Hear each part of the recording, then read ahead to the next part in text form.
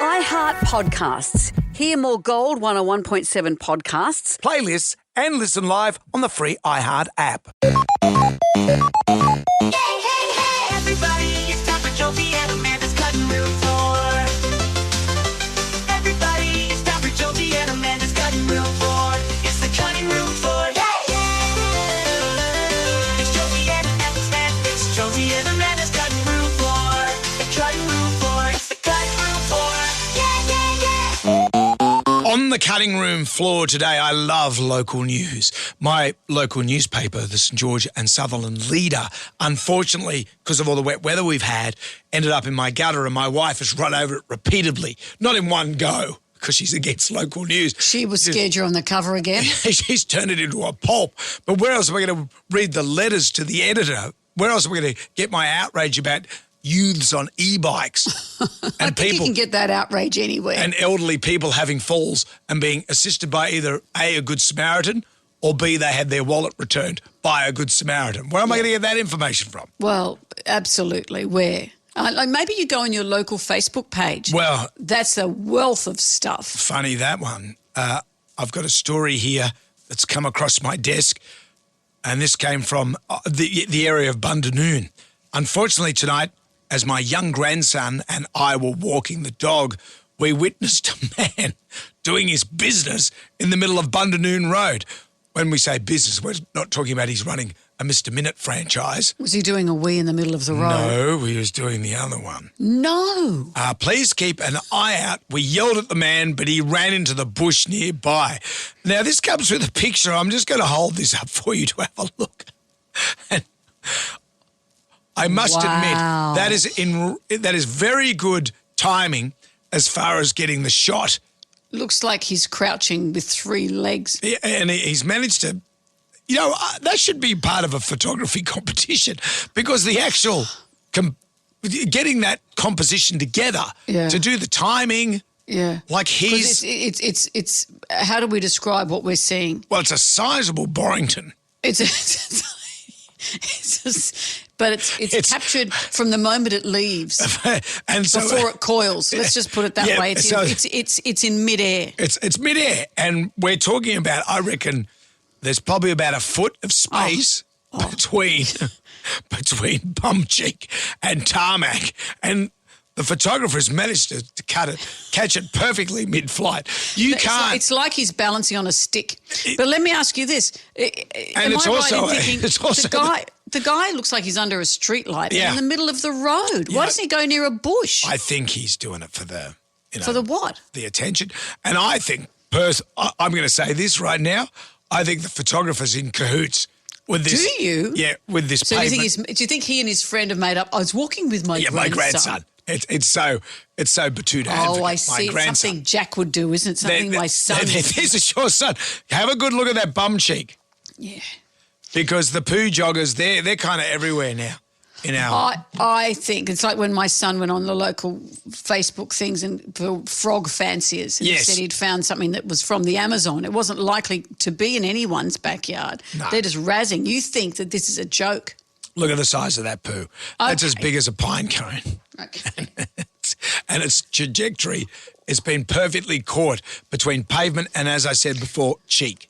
What do you think is the psychology behind being a poo jogger? Have there always been them, or do we just see more and more? I think they've always been around. But now that we've got cameras and stuff, but people who get a thrill from it, you think? Yeah, definitely. Public defecators get a big thrill. It's a thing for them. It's a thing. And, so much so it made it into popular culture. Do you remember the episode of Neighbours? Oh. Dr. Carl became a poo cyclist. Oh, that's right. This, I kid you not, was an episode on Neighbours. Oh, no! What's wrong? Oh, chain's loose. Oh, again? Yeah. That's all right. You keep going. Well, let me see. No, it's all right. I'll fix it. It's not as though you're an experienced bike mechanic, are you? Besides, I'm faster than you. I can catch up. I didn't realise I was dealing with a leading expert. Yeah. You know the way? I'll work it out. Yeah, good. Okay. Enjoy. She rides off. Mm-hmm. Then Dr. Carl does a furtive look around, pushes his bike into the bush, to snap one off. To snap one off. He's wearing Lycra. Yeah. That's not easy. Do you think, though, that the timing was just off? He'd had a coffee, riding his bike. No. He said, oh, God. Did you hear what she said? Again? Yeah, but it might be the timing when they go for a ride. He goes, oh, the coffee's That's what pushed they all this say. through. That's what they all say. And you're an apologist for poo joggers now? No. Oh. No, I want to give them a ticker tape parade, Brendan. This is Throw how, toilet paper at them. if we can time it right. You know, that should be winning an award, that photo. Okay. Now, just check the picture. Is it your son's bum? No. Hey, everybody, it's time for Jonesy and Amanda's cutting room tour. On the cutting room floor today, Amanda. We've had so many dating shows. We've had mothers who, what was it? We've had MILF Island. MILF Island. We've had- Weren't you on that? I was the island. Haven't we had, is it MILF Island or is this a different one? There's Love Island. Where there's mothers who go on this dating island show. Oh, yeah. What was that? And their sons were going on a dating island show, not realising they were all on the same island. So the mothers hooked up with other people's sons. Yeah, it was dreadful. Dreadful island. We've had a dreadful island. We've had Crabs Island. We've had all kinds of dating things. The only thing left is to play on people's virginity. So there's a new show that's just started. It is called Are You My First? Have a listen to the trailer. 21 people have come to paradise looking for love. And everyone here is a virgin. I want to have sex. Sign me up. Let's go. Nobody believes I'm a virgin. My faith is why I'm waiting. Sex is scary because penises are scary looking. Do you have any interest in putting eczema cream on my chest eczema? I can see myself losing my virginity. I'm a virgin, but I also love to watch porn. Oh my goodness. I'm just not ready for this yet. Well, I don't understand the psychology of this. If you were a virgin, for some reason it's because, as someone said there, they had religious considerations or there's shyness, you just haven't met the right person. If you're that kind of character, why would you go on a show like this where you're filmed doing all of it? do you think fake virgin? Virgin. A virgin, A virgin. do you think? Well- Or is there a category of show-off influencer virgin? Is that what this is? Because to me they seem like two separate things, but maybe they're not. Maybe you can be a virgin but a big giant show-off who wants to film every aspect of your life. Yeah, well, that's where we're heading these days. And I think we've got a more chaste generation. Yes, I think so. They're drinking less, probably having relations later. Or actually, I don't think the stats bear that out. I don't think that's true. Well, that young lady in there that says she hasn't had sex but she watches porn, that's the interesting thing as well. So they're watching it but they're not doing it because a lot of porn is It's quite terrifying. Is quite scary. And you're going, well, I don't want that. No. I don't want that in there. I'm not doing that. Yeah, but I'll let someone film me going onto an island to discuss seeing that go in there. That's where we're living. That's now. where we're living. Where are the privacy? You know, when Kim Kardashian got robbed at Paris Fashion Show, remember that? And all her diamonds were stolen. Yeah. And she was tied up in her hotel But room. Kanye set that up, didn't he? No, this was someone's been convicted. They were baddies. Right. They Yeah, were but didn't full Kanye baddies. tip them off? I I thought don't- he said, my girl's got all the jewels here and told that to local reprobates. Well, I don't think he wanted that for his wife. Is that what you're saying? I'm he just set the saying, thing? I think he maybe, but all those guys are always going around, we've got heaps of jewels and I bling, know. bling, bling. So maybe they just, But a security guard stuffed up that night. It was a terrifying incident for her. And I wondered if that was the moment where she would choose to step back, where privacy would become the new black, where living your life privately, that might have been a lesson that might have come from that. But it didn't. I keep wondering when that moment's going to come. I would imagine when your mother released a sex tape of you, then Me? all bets. Jennifer. She took it to the post office and she mailed it out. was She on- sent it to Daryl Summers in a stamped and self-addressed The envelope. funniest photos. Gong him red.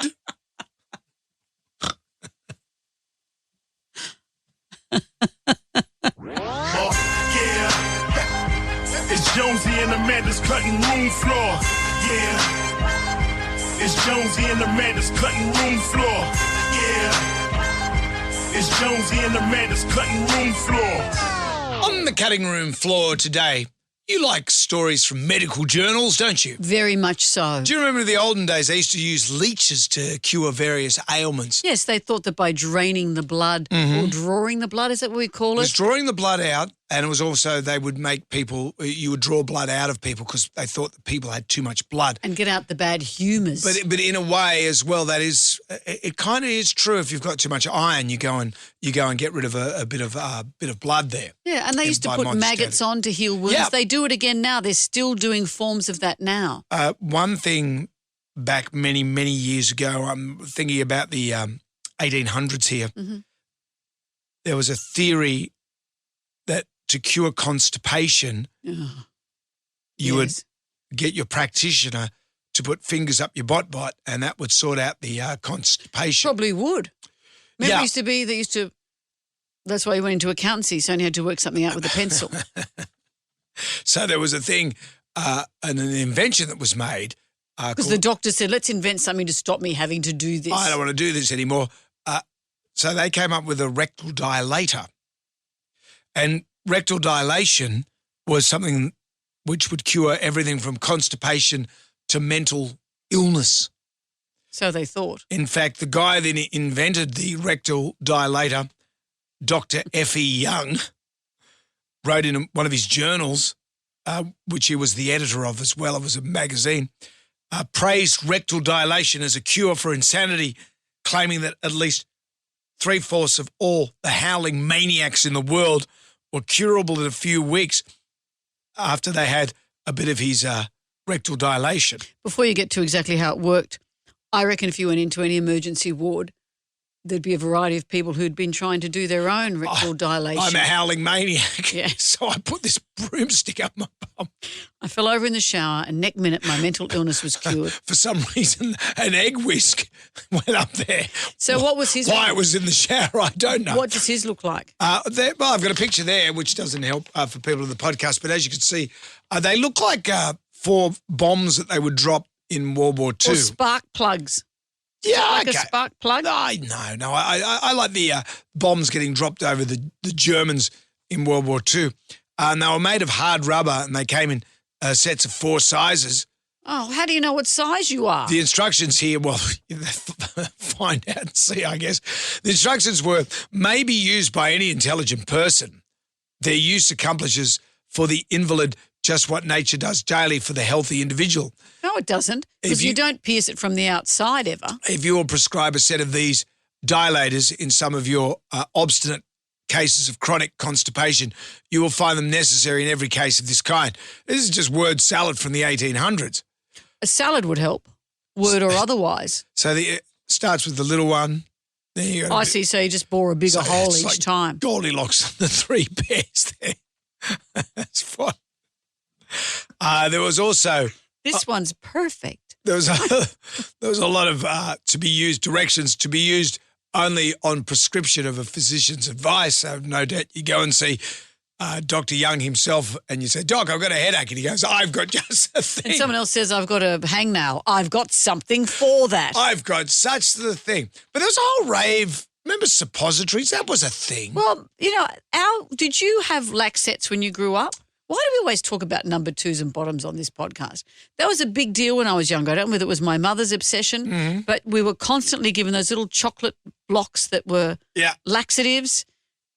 Clearing you out was such a big deal. Cod liver oil. Did you ever have that? Yeah, I had cod liver oil. Cod liver oil on a spoon with a bit of maple syrup or something. No, we didn't have maple syrup. We just got the OG, just raw cod liver oil. The kids these days are getting a capsule in a Vita flavoured gummy or something. Well, fair advertised enough. by Guy Sebastian and his missus. Well, this it's very specific. Whereas this one we had, Mum made this solution of sulphur and what do you do with that? It's on a teaspoon and you drink it. It was viscous. My mum was telling me a story the other day about my grandfather and grandmother. When she was little, she had the worms all the time. And they used to give her enemas regularly to get rid of the worms. My father tells this same story, that he had a grandmother who used to come and visit. She'd get off the train at Chillagoe. Yep. From Chillagoe. She'd come to visit them wherever they were living at the time. And she brought her own apparatus with her. He said it looked like a small tuber. Yeah. And he still remembers bending over and looking at the corner while she went to work. So what did she do? She just gave him an enema? Gave him an enema. And what would that do? Well, was I that think for it was the just worms? to clear you out. I think everyone was obsessed with clearing you out. Are enemas good or bad for you? They can be very bad, and people get obsessed to those coffee enemas and all that sort of stuff. Well, because coffee is quite addictive. Yeah, and your bum hole is quite a receptive area. That's why why I take it to parties. That's why the druggos. That's why that story about Stevie Nicks. I don't know if this is urban myth or not, but there was a roadie that used to blow cocaine up a bum because that's quick absorption. But also her septum was falling away. Well, and she used the other septum. But this is the stuff about suppositories. They're quickly absorbed through that part of the body. Because that's a very sensitive area. The anus is quite an amazing muscle. Really, go with me on this. Because it can release gas, it can release fluids, and it can release solids. It's quite amazing. It's quite amazing. What are you laughing at? What am I laughing at? This is a podcast, Brendan. We're broadcasting this but this is amazing stuff. Why doesn't it have a ticker tape parade? Why? It does. It has paper every day. My wife's auntie. I know what this story is. She had to get her anus measured because was she going for one of these dilators? It was too big. And I thought... What do you mean it was things falling out? Yeah, there was trouble. So the doctor... How do you measure it? What with? Breaks out of measuring tape, I imagine. But what's the standard size for your anus? Well, a doctor would know. I don't know. Let's not speculate. Because I'm always very mindful of my anus. I'm very appreciative of it, how it works. You make a living talking out of it. Well, but it is and I think maybe we should all give it a... Why don't we have a day where we just wear a brown ribbon? Brown ribbon day. This could be a thing. So there you go. Can we end this now? There's a blast from medical history. Thank you. Don't stuff things up your bottom. Unless you want to, and then that's your own business. Yeah. It's Jonesy and Amanda's got room for it. Yeah. On the cutting room floor today, Amanda. Let's talk about Nick Cannon. He's a TV star in the States. Mm-hmm. I didn't know him before he married Mariah Carey. That's right. I knew the name Mariah Carey's husband, and they had twins together. Was that right? They did. They had Monroe and Moroccan. If this van's Moroccan, don't bother knocking. Moroccan. Well, that van is knocking and rocking a lot because he has 12 children. 12? From a variety of different women. And here he was being asked about all his children just recently. What are their names? You want all 12? 12 names. Go. Right. This is where I usually get in trouble. Why? Because you don't know all of them. I know all of them, but all right, well, here we go. I'll label off for you. See, let's keep me honest. There's Rock, Row, Golden, Powerful, Rise, Onyx, Legendary, Zion, Zillion, Zen, and see, this is where how many? You're missing 2. I'm missing 2. Yeah. Missing 2. Easy mistake. Can I take you through what's happened in his life? Go on. So in 2011, he and Mariah Carey had twins, as we said, Monroe and Moroccan. I think he called them Row and Rock. That's when he was referring to them just then. I did too, Row and Rock, yeah. Sounds like an ice cream flavour. In 2017, with a woman called Brittany Bell, he had Golden Sagan Cannon. Mm-hmm. In 2020, with that same woman, he had Powerful Queen Cannon. So the name is Powerful Queen? Powerful, Golden and Powerful. In 2021, he, with another woman, had Zion, Mixodylian Cannon, and Zillion Air Cannon, H-E-I-R, not Zillionaire, but Zillion. So twins again? Yeah. Well, so he's a twin provider? He's a twin provider.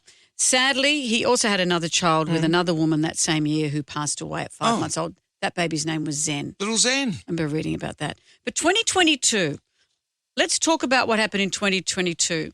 He had 5 children in 2022. To the one lady? To 5 different women, from what I can see here. So Bree was a woman's name from Selling Sunset. They had a child called Legendary. That was in June of 2022. Right. Just Legendary? Oh, hang on, just Legendary. Then with Brittany, who is also the mother of the kids he's had He's also got Golden and Powerful with Britney. He had Rise, R-I-S-E, in September of that year. So he went back for more sultanas. Yeah. Not a kid's name. No, it could have been. Yeah, right. Then, so that's in September. So him and Britney wrapped it all up and had the rest of the kids. In that same month, with another woman called Lanisha, he had Onyx. Okay. And then with another woman called Abby. Now, Abby is featured before. Abby is the mother of Zion and Zillion. That's right. In November of 2022, he had Beautiful with her. Right. And then with another one who's the mother of Zen, who'd passed away. In December, he had Halo. Oh, he thought, let's give it another go. 5 kids in 1 year, all different months of that year. And some of them were old partners, some of them were new partners. And I wonder how he explained, where are you going today? Off for a christening. Yeah. He must have a huge Kia. Okay. I was wondering what you were talking about. He's got the Kia Carnival. Do you think he's super fertile, or do you just think that women are drawn to him and want him to be the father of their children? Because there's choice. These days we have choice as to whether you procreate or not. Yeah, he seems to be able to – he's prolific with the twins, that's for sure. Well, when you go out with him, maybe you just look at him and you get pregnant. I don't know. Yeah. He should go around to IVF clinics and just look at people. And that could be a thing. Yeah. That could be a thing. Everyone has Nick Cannon's baby. You get a baby. You get a baby. Everyone gets a baby. Hey, everybody, here is some more of Jonesy and Amanda's cutting room floor. Hey, everybody, here is some more of Jonesy and Amanda's cutting room floor. On the cutting room floor today. I saw a great thing from 1967, and it was an article on how to talk to your kid, the hippie. So you know how these days skibbity and all of that, they're saying this is if you're trying to talk to your Sigma. Your kid. What's the generation now, the baby's generation, that say teenagers, Alpha. tweens? Alpha. Generation Alpha. And to talk to Alpha, you say skibbity, you say all that stuff. Yeah. I remember a few years ago, people saying, oh, sick. If your kid's saying sick, it means it's actually good. Yeah. Okay, yeah. Yeah. You know, that all seems 100 years ago now, doesn't it? Yeah. So have a listen to these words, this by way of explanation as to how hippies were talking in 1967. Well, I like it. We know all these words, but these weren't used ironically. This is what the kids were saying, and here's what parents were told how to use these words. Acid head is an LSD taker. Yep. So if you get a note from the teacher saying your kid's an acid head, you know what that means. In the 90s, acid wash was a gene.